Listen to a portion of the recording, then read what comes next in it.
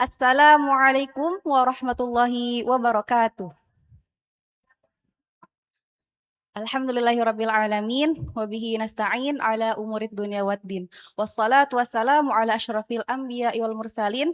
Wa ala alihi wa sahbihi ajma'in. Amma ba'd. Yang sama-sama kita ta'zimi Abi Quraish Shihab, Habib Ali Ibrahim Assegaf, Habib Hussein Assegaf, serta para asatid-asatidah Bait Al-Quran, dan teman-teman seperjuangan Angkatan 36 yang sebentar lagi kita akan perpisahan. Pertama-tama, marilah kita panjatkan puja dan puji syukur kita kehadirat Allah Subhanahu wa Ta'ala, Zat yang Maha Pengasih, tak pernah pilih kasih, Zat yang Maha Penyayang, yang sayangnya itu tak pernah terbilang. Kedua kalinya, salawat dan seiring salam semoga tetap tercurahkan kepada junjungan kita Sayyidina Nabi Agung Muhammad Sallallahu Alaihi Wasallam, yang mana beliau adalah tokoh panutan sepanjang zaman. Semoga kelak mendapat syafaatnya kita di yaumil akhir nanti. Amin ya rabbal alamin. Baik, sebelum saya mulai, saya ingin mengajak teman-teman semua untuk menyanyi bersama-sama, yaitu lagu apa? Dunia sementara, akhirat selamanya. Oke. Tapi semuanya nyanyi ya teman-teman. Soalnya nanti mic-nya mau pakai giniin. Gitu. Wahai manusia, jangan engkau tertipu daya oleh dunia yang fana, sebagai tempat ujian bagi kita. Dunia sementara, akhirat selama-lamanya. 1, 2, 3.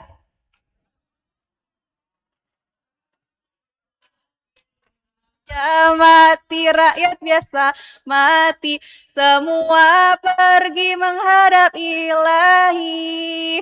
Dunia yang dicari tak ada yang berarti. Oke, nah dari lagu ini kita bisa ngambil hikmah, ngambil pelajaran ya. Ada the main point, ada kalimat munabihnya dari ada tanbihnya dari lagu ini, yaitu peringatan bahwa dunia itu sementara dan akhirat yang selamanya. Nah, maka teman-teman semuanya, mari yuk sama-sama kita menyadari akan kesalahan dosa kita, perbuatan perilaku, kesalahan-kesalahan kita selama hidup di dunia ini. Oke, di sini aku punya sebuah kisah, yaitu kisah ini adalah kisah seorang pendosa.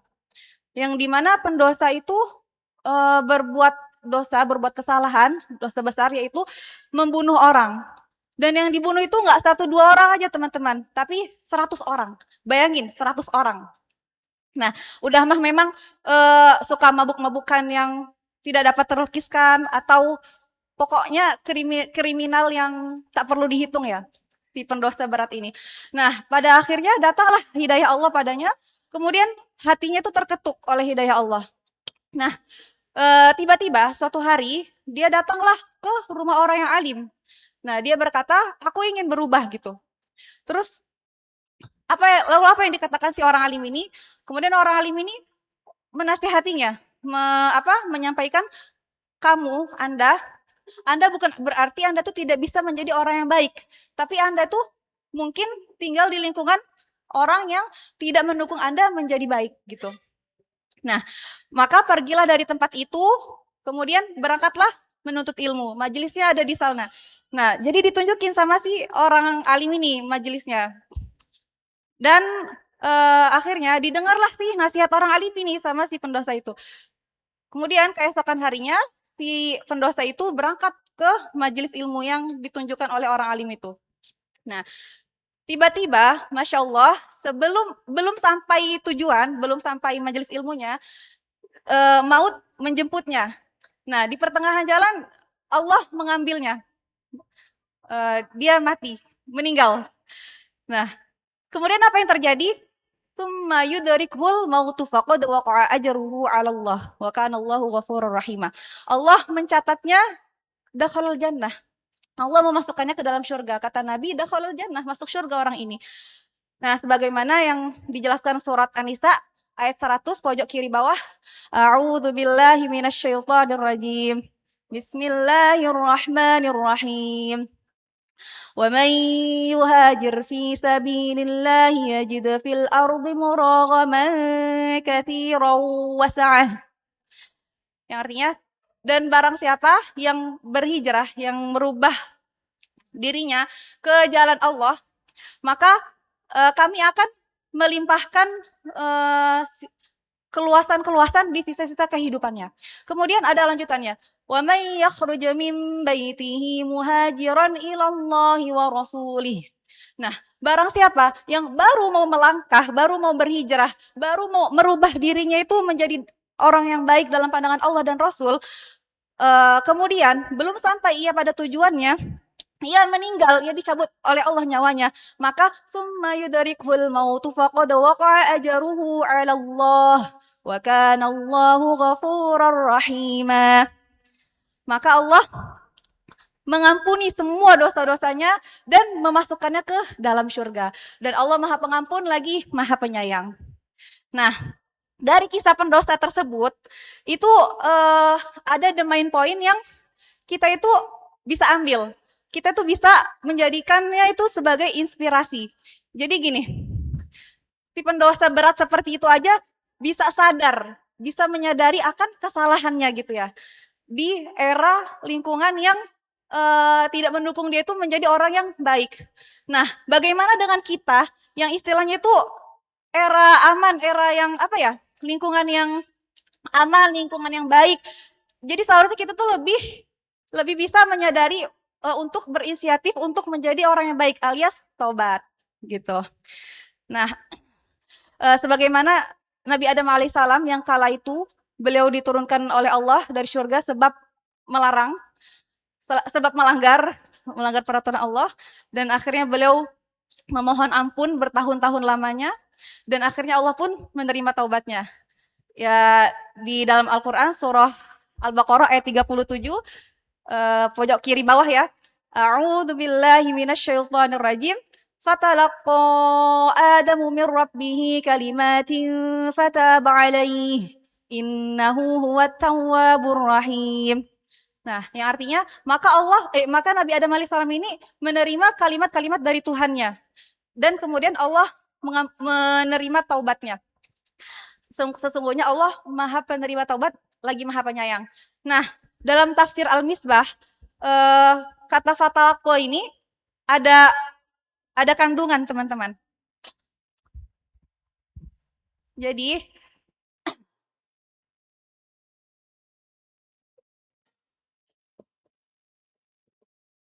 oke.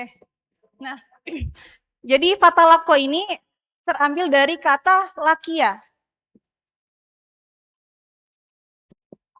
Ada yang tahu artinya apa? Artinya bertemu atau menerima. Nah, oke.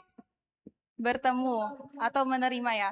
Nah, terus dalam lakia ini ada penambahan huruf ta. Nah, sedangkan huruf ta ini tuh artinya itu bahagia, gembira, senang gitu.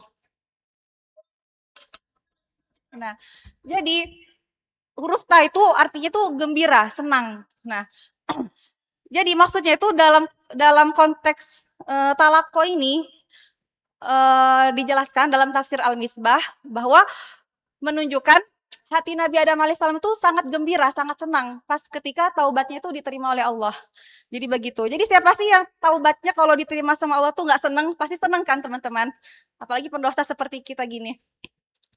Nah, di sini aku punya sebuah metode yang dimana metode itu untuk sebagai panduan untuk menjadi diri kita itu lebih baik, untuk apa ya? Untuk agar proses evaluasi batin kita itu menjadi lebih sistematis gitu. Yaitu nama metodenya adalah diagram Alir Flowchart.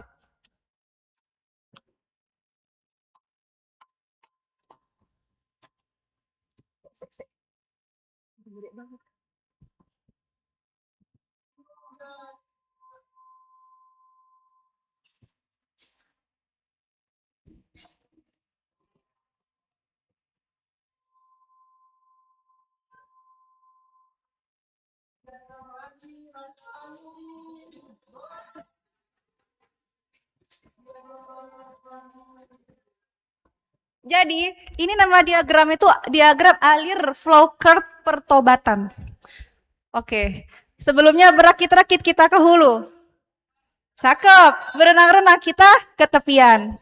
Teman-teman, diharapkan HP-nya terus disimpan terlebih dahulu. Dimohon untuk perhatikan yang sedang berbicara di depan. Oke. Jadi di sini aku punya diagram alir flow curve pertobatan, teman-teman. Ini diagram buatan aku. Oke, jadi langkah awal yang akan kita tuju adalah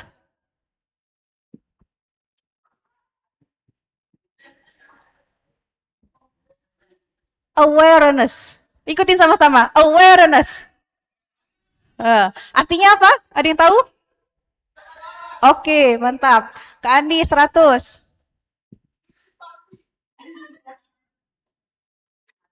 Kesadaran. Jadi kesadaran teman-teman. Kemudian yang kedua adalah uh, identifikasi. Tindakan spesifik.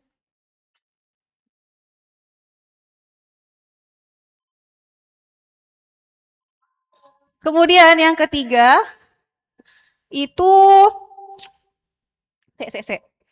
Oh, evaluasi dampak.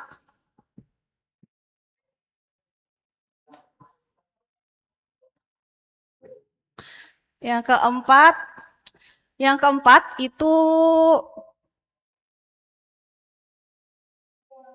pengakuan dan permohonan maaf.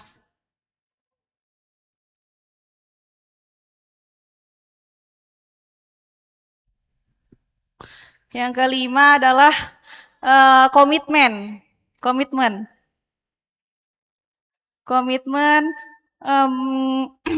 mengubah pola pikir.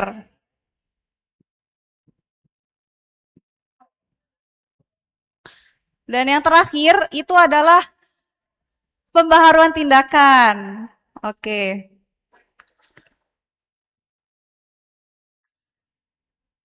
Oke, bisa ditulis ya teman-teman. Kan pada bawa HP tuh. Oke. Oke, di foto aja nanti. Tulisan dokter. Nah, jadi ini aku jelasin dulu. Teman-teman perhatiin semuanya. Jadi awareness itu kesadaran. Jadi langkah awal, langkah utama yang akan kita tuju adalah menyadari akan kesalahan kita, akan dosa yang telah kita buat gitu. Kita sadar dulu gitu ya. Oke, terus kemudian lanjut ke poin yang kedua, identifikasi tindakan spesifik. Jadi nggak hanya sadar, tapi juga tulis secara spesifik, tulis secara detail apa kesalahan kita yang telah kita perbuat. Kemudian di sisi lain nggak hanya ditulis tapi direnungin dinasehatin diri kita. Kita itu mendidik diri kita jangan memarahi. Jadi kita tuh maksudnya itu kita fokus pada peran diri kita untuk nyelesain masalah tersebut gitu. Jadi itu tulis secara spesifik kesalahan kita. Jangan dimarahin diri kita. Nah, kemudian yang ketiga, evaluasi dampak. Evaluasi dampak ini kita mikir, kita renungin. Kalau kita ngelakuin salah ini, kira-kira dampaknya apa ke orang lain? Kira-kira dampaknya apa ke diri kita? Kira-kira ngedolimin orang lain apa enggak? Ngedolimin diri kita apa enggak gitu. Jadi kita mikir dulu gitu sebelum bertindak. Nah, kemudian yang keempat, pengakuan dan permohonan maaf. Nah, ini kalau kita merasa itu salah, kita akuin, iya aku salah. Dan kita mohon ampun sama Allah. Kita ya tobat itu tadi, sama kita minta maaf sama teman kita yang telah kita sakiti gitu. Itu yang keempat. Nah, kemudian yang kelima, komitmen mengubah pola pikir. Jadi kita itu janji ke diri kita sendiri bahwa aku nggak mau ngulangin masalah ini lagi gitu. Janji. Nah, terus jangan hanya janji, tapi juga nyiapin diri kalau ketemu masalah kayak gitu lagi, aku bisa ngadepinnya gitu. Biar hati ini tuh nggak ngedown gitu. Nah, kemudian yang ke-6, pembaharuan tindakan. Nah, jadi kita mengupgradekan diri kita untuk ke kebiasaan yang baik, yang positif. Jangan yang kebiasaan untuk sebagai pengganti kebiasaan buruk kita yang lalu gitu. Jadi dibiasakan hal-hal yang positif gitu. Oke. Jadi teman-teman, kalau misalkan kalian mau mengubah diri menjadi lebih baik lagi dalam pandangan Allah dan Rasul, atau dalam kurung ya, taubat gitu ya, atau pokoknya mengupgrade diri, itu coba gunakan diagram ini agar evaluasi batin kita itu menjadi lebih sistematis dan membuahkan hasil jangka yang panjang gitu. Gitu. Oke, mungkin cukup sekian yang dapat saya sampaikan. Semoga bermanfaat. Kurang lebihnya saya mohon maaf. Dari Umil Marifah Sulastiyura wal afu minkum. Wassalamualaikum warahmatullahi wabarakatuh.